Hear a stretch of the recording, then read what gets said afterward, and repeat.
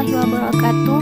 Kami dari kelompok 1 mata kuliah Tahsin Qiraah wal Kitabah, Prodi Ilmu Quran dan Tafsir, Fakultas Usuluddin dan Pemikiran Islam ingin menjelaskan tentang kaidah dalam Al-Quran.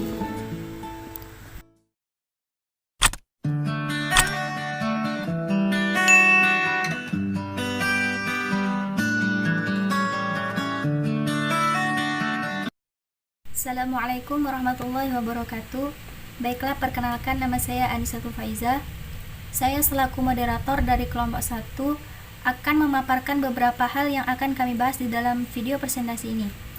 Yang pertama, pengertian dan hukum mempelajari ilmu tajwid akan disampaikan oleh pemateri 1. Yang kedua, posisi Al-Quran dalam Islam yang akan disampaikan oleh pemateri kedua. Dan yang ketiga, hukum membaca Al-Quran yang akan disampaikan oleh pemateri ketiga. Keempat, keutamaan membaca Al-Quran yang akan disampaikan oleh pemateri keempat. Dan yang terakhir, hukum ilmu tajwid yang akan disampaikan oleh pemateri terakhir. Selamat menyaksikan. حبيت بيني وبين نفسي ما قلتلوش على نفسي معرفش ايه بيحصل.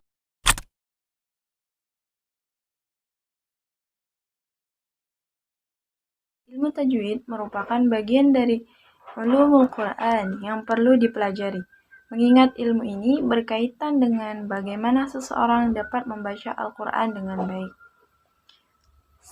Secara bahasa, tajwid merupakan bentuk masdar, berasal dari fi'il madi jawwada yang artinya membaguskan. Sedangkan secara istilah, ilmu tajwid adalah ilmu yang berguna untuk mengetahui bagaimana cara melafalkan huruf hijaiyah yang baik dan benar, baik berkaitan dengan sifat, mad, dan sebagainya, misalnya tarqiq atau tafhim.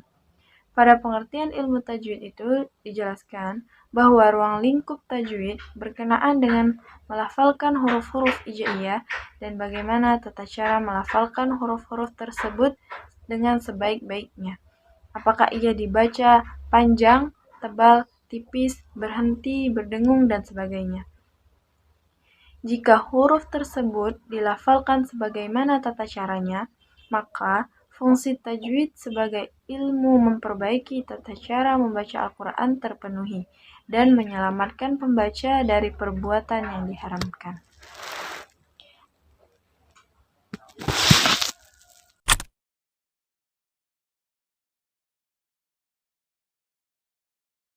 Bismillahirrahmanirrahim.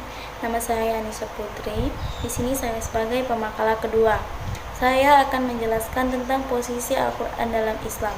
Adapun posisi Al-Quran dalam Islam, yang pertama, Al-Quran sebagai sumber berbagai disiplin ilmu keislaman. Disiplin ilmu yang bersumber dari Al-Quran diantaranya yaitu 1. Ilmu tauhid, 2. Ilmu hukum, 3. Ilmu tasawuf, 4. Ilmu filsafat Islam, 5. Ilmu sejarah Islam, keenam, ilmu pendidikan Islam. Kedua, Al-Quran sebagai wahyu Allah Subhanahu wa Ta'ala, yaitu seluruh ayat Al-Quran adalah wahyu Allah.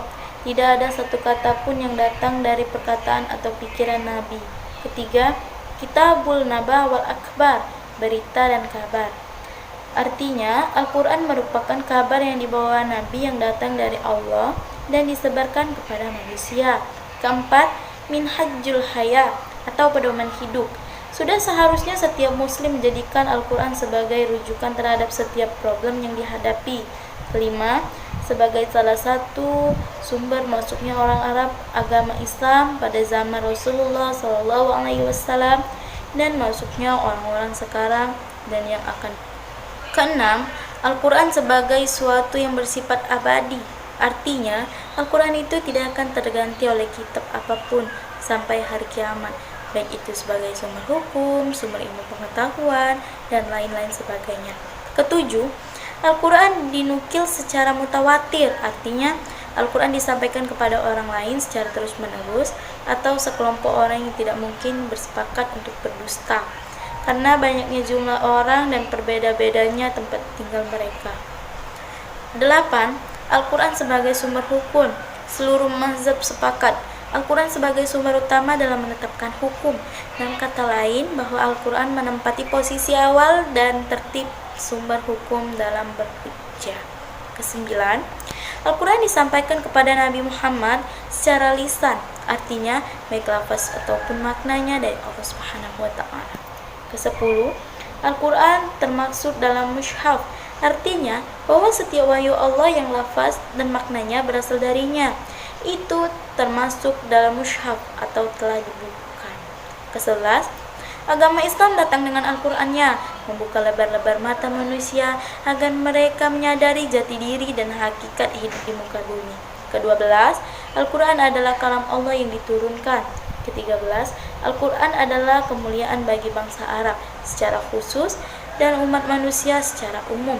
Ke-14, Al-Qur'an menurunkan ke jalan yang paling lurus, ke jalan yang paling benar, dan ke jalan yang paling baik. Ke-15, Al-Quran adalah kitab yang diberkahi. Dan yang ke-16, Al-Quran adalah karunia yang mengembirakan hamba-hambanya. Terima kasih. Itulah penjelasan dari saya. Dilanjutkan ke pembekalan yang lain.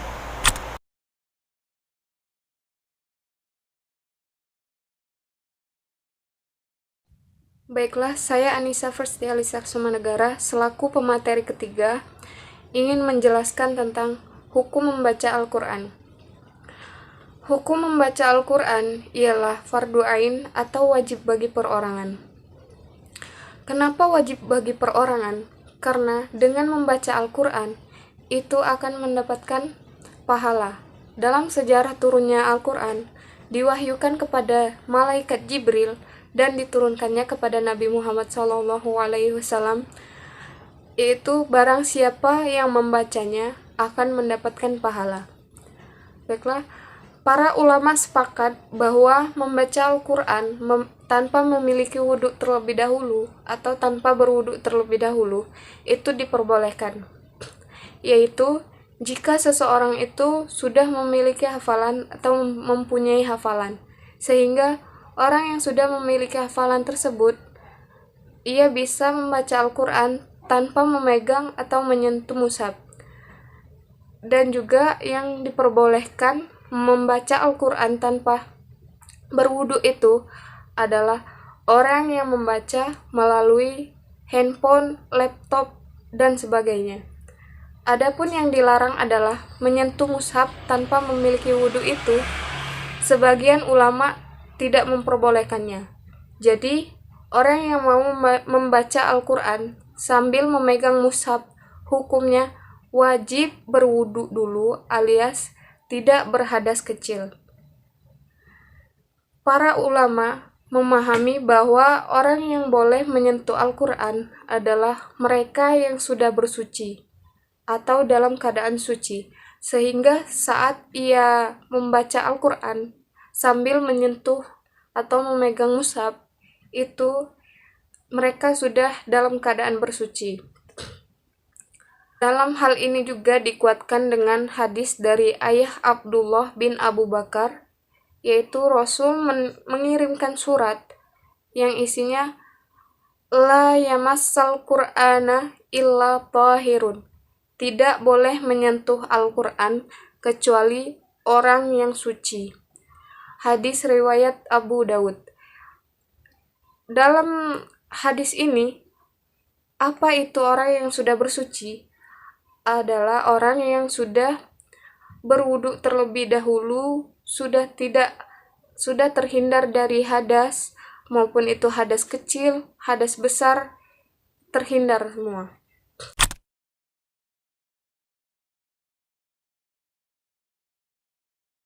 Saya selaku pemateri keempat akan mempresentasikan atau menjelaskan tentang keutamaan dalam membaca Al-Quran. Ada banyak sekali keuntungan atau keutamaan dalam membaca Al-Quran. Yang pertama, seorang muslim yang membaca Al-Quran akan dibalas oleh Allah Subhanahu wa Ta'ala berupa satu kebaikan. Dan dari satu kebaikan tersebut akan dilipat gandakan menjadi 10 kebaikan. Sebagaimana Ibnu Mas'ud berkata bahwa Rasulullah Shallallahu Alaihi Wasallam bersabda, Siapa yang membaca satu huruf dari kitab Allah atau Al-Quran, ia akan mendapatkan satu kebaikan yang nilainya sama dengan 10 kali ganjaran pahala. Aku tidak mengatakan alif lam mim itu satu huruf, tetapi alif lam satu huruf, lam satu huruf, dan mim satu huruf. Hadis riwayat Tirmizi. Nah, jadi kebaikan yang didapatkan yang bisa menghapus kesalahan yang telah dilakukan. Terus yang kedua, semakin banyak membaca Al-Quran, maka pahala yang didapatkannya juga semakin besar. Dalam sebuah hadis dikatakan, semua amalan anak Adam akan dilipat gandakan balasannya. Satu kebaikan akan dibalas dengan 10-700 kali lipat. Allah Subhanahu wa Ta'ala berfirman, kecuali puasa, sesungguhnya itu untukku, dan aku yang langsung membalasnya. Hambaku telah meninggalkan syahwat dan makanannya karena aku. Hadis riwayat Muslim. Jadi, karena membaca Al-Quran termasuk amal kebaikan, maka insya Allah akan dibalas hingga mencapai 700 kali lipat. Yang ketiga, tetap dapat pahala meskipun tidak lancar dalam membacanya. Dari Aisyah radhiyallahu an berkata bahwa Rasulullah Shallallahu alaihi wasallam bersabda, orang yang ahli dalam Al-Quran akan berada bersama malaikat pencatat yang mulia lagi benar. Dan orang yang terbata-bata dalam membaca Al-Quran sedangkan ia bersusah payah mempelajarinya, maka baginya pahalanya 2 kali. Hadis riwayat Bukhari, Muslim, dan Abu Daud. Maksud dari orang yang ahli dalam Al-Quran adalah orang yang hafal Al-Quran dan senantiasa membacanya, apalagi jika memahami arti dan maksudnya. Dan maksud yang bersama-sama malaikat adalah ia termasuk golongan yang memindahkan Al-Quranul Karim dan Lauhul Mahfuz karena ia menyampaikannya kepada orang lain melalui bacaannya. Sementara orang yang terbata-bata membaca Al-Quran akan memperoleh pahalanya 2 kali. Yang pertama pahalanya karena bacaannya. Yang kedua, karena kesungguhannya mempelajari Al-Qur'annya berkali-kali. Tetapi bukan berarti pahalanya melebihi pahala orang yang ahli Al-Qur'an. Orang yang ahli Al-Qur'an tentu saja memperoleh derajat yang istimewa, yaitu bersama malaikat khusus. Maksud yang sebenarnya adalah bahwa dengan bersusah payah mempelajari Al-Qur'an akan menghasilkan pahala yang berlipat-lipat ganda. Oleh karena itu, kita jangan pernah meninggalkan baca Al-Qur'an walaupun mengalami kesulitan dalam membacanya. Terus yang keempat, mendatangkan syafaat di hari kiamat. Seorang muslim senantiasa membaca Al-Qur'an di rumah akan mendapatkan syafaat di hari kiamat kelak. Jika kita membacanya rutin membaca Al-Qur'an, maka kelak di hari kiamat Al-Qur'an akan datang menolong kita dengan kengerian hari akhir tersebut. Rasulullah SAW pernah bersabda, didatangkan pada hari kiamat, yaitu Al-Qur'an dan para pembacanya yang mereka itu dahulu mengamalkannya di dunia dengan didahului oleh surah Al-Baqarah dan surah Ali Imran yang membela pembaca kedua surat ini. Hadis riwayat Muslim. Terutama bagi seorang muslim yang mempunyai waktu khusus dalam kegiatan sehari-hari untuk membaca Al-Qur'an, dalam sehari tidak pernah terlewatkan hidup tanpa bacaan Al-Qur'an. Masya Allah. Yang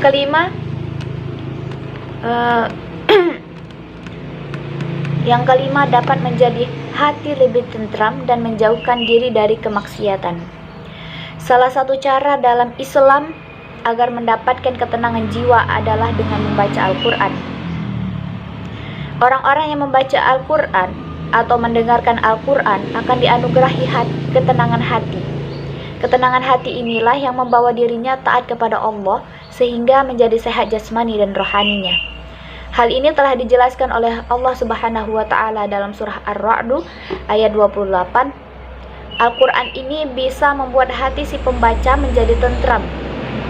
Penting bagi setiap muslim ketika dihantui rasa cemas, takut, dan sedih untuk banyak-banyak mengingat Allah. Salah satu di antaranya yang paling mujarab adalah dengan membaca Al-Qur'an ini. Yang keenam, memperoleh keagungan derajat baik di dunia maupun di akhirat. Menurut Maulana Zakaria Al-Khandahlawi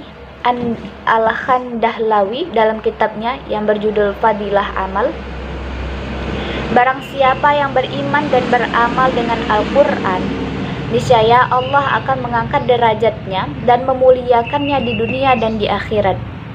Siapa saja yang tidak beramal dengan Al-Quran, Allah pasti menghinakannya. Derajat bagi pembaca dan penghafal Al-Quran sangat tinggi sekali. Bahkan bukan hanya di dunia, kelak di surga juga ia akan memperolehnya.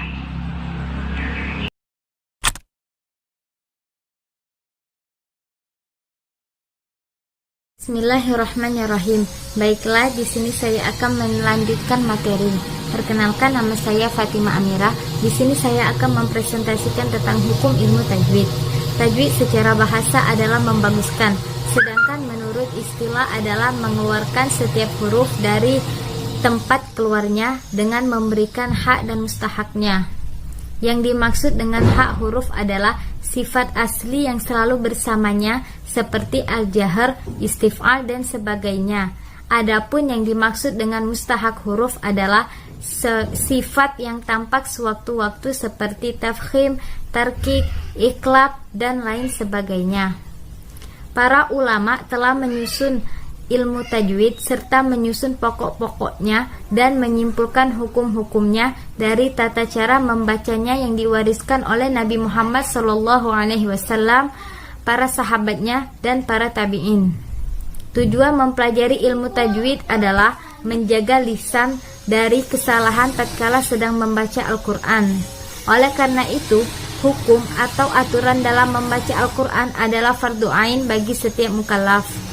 Panduan ringkasan hukum-hukum tajwid ini akan dimulai dengan sesuatu yang sudah menjadi kebiasaan para ulama tajwid, yaitu hukum isti'adah atau basmalah.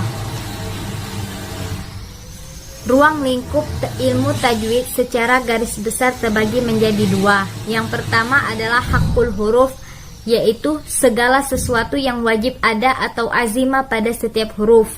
Hak huruf meliputi sifatul huruf dan tempat-tempatnya, keluarnya huruf atau makharijul huruf.